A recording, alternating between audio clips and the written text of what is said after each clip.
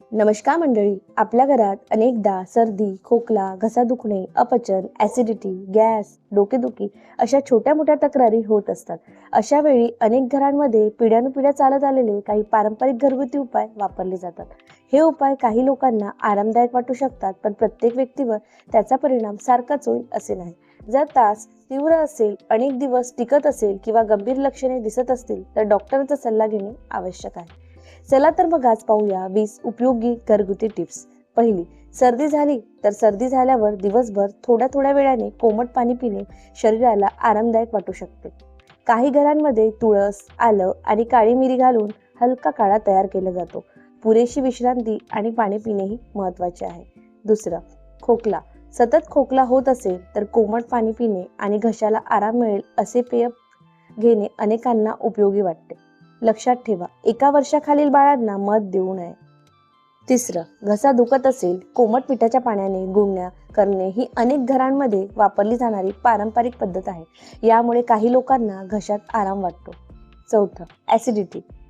अति तिखट, तेलकट आणि खूप उशिरा जेवण टाळा. कमी प्रमाणात पण वेळेवर खाणे अनेकदा उपयोगी ठरते. पाचवं, गॅस.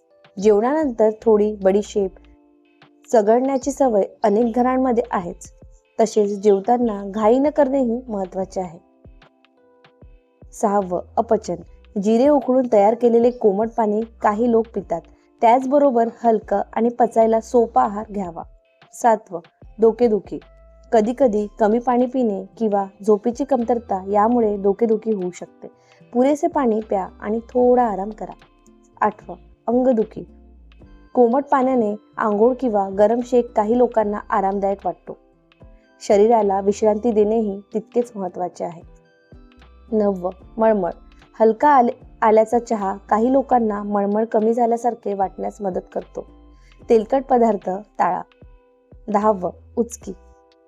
उचकी लागल्यास हळूहळू पाणी प्या आणि शांतपणे श्वास घ्या. अनेकदा उचकी आपोआप थांबते. 11वं, बद्धकोष्ठा. पोट साफ न होणे. जर पोट रोज व्यवस्थित साफ होत नसेल तर सर्वप्रथम आपल्या आहाराकडे लक्ष द्या.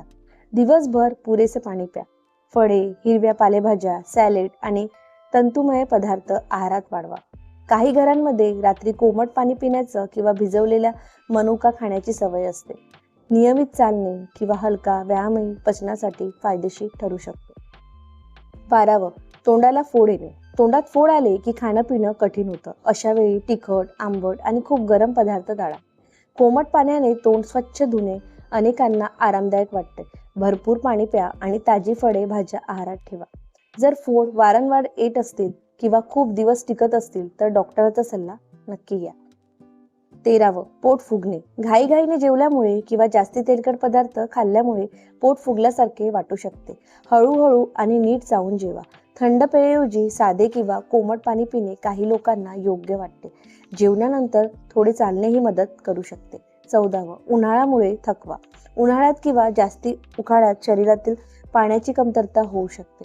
त्यामुळे वेळोवेळी पाणी, निंबू पाणी किंवा ताक प्या.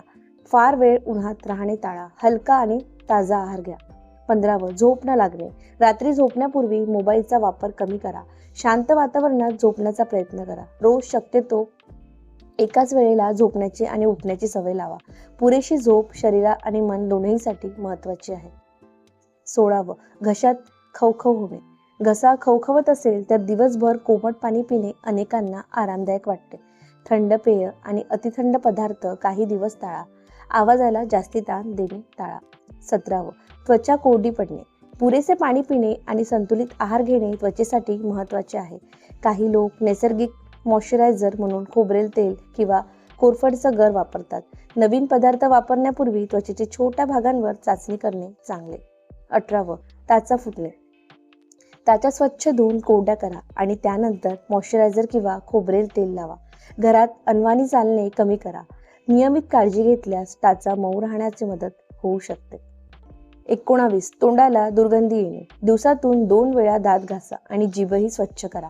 भरपूर पाणी प्या. जेवल्यानंतर बडीशेप चघळण्याची सवय काही घरांमध्ये आहे. दुर्गंधी कायम राहत असेल तर दंतचिकित्सकांचा सल्ला घ्या.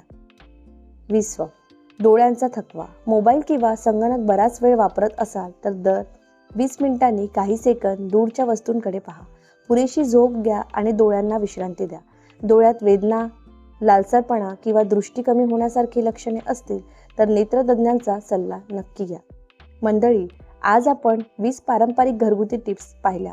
लक्षात ठेवा, हे उपाय सामान्य आणि किरकोळ त्रासांसाठी घरात वापरलेले जातात. पण जर त्रास वारंवार होत असेल, वाढत असेल किंवा गंभीर लक्षणे दिसत असतील तर घरगुती उपायांवरच अवलंबून न राहता डॉक्टरांचा सल्ला नक्की घ्या.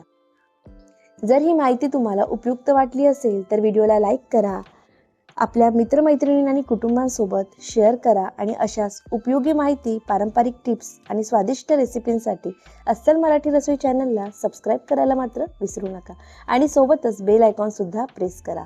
धन्यवाद. पुन्हा भेटूया आपण एका नवीन आणि उपयुक्त व्हिडिओमध्ये.